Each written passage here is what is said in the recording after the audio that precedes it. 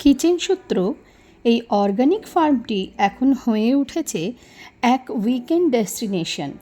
বিভিন্ন স্কুল থেকে বাচ্চাদের এই ফার্ম পরিদর্শন করতে নিয়ে আসা হচ্ছে।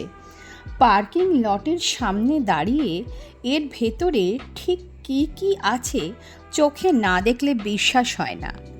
63 বিঘা জমি ঘুরে দেখা সম্ভব না, তবুও এর সামান্য অংশ ম্যানেজার অভিজিৎ গাঙ্গুলি নিজে আমাদের ঘুরে দেখালেন এবং পরবর্তী সব পরিকল্পনার কথাও বললেন।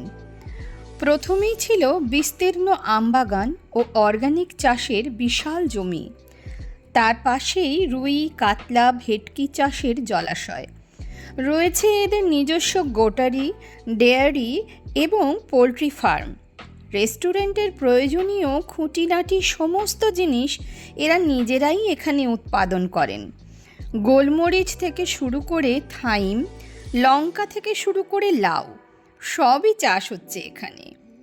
এছাড়া আছে পিকনিক স্পট, কিটি পার্টি এবং বার্থডে পার্টি করবার আলাদা এরিয়া, অপূর্ব সুন্দর রাজওয়াড়া ব্যাঙ্কোয়েট হল, যে কোনো ডেস্টিনেশন ওয়েডিংয়ের জন্য উপযুক্ত।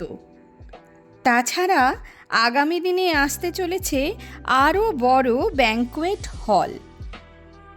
1 বছর আগে আমার মেয়ের বার্থডে পার্টিও আমি এখানেই অ্যারেঞ্জ করেছিলাম।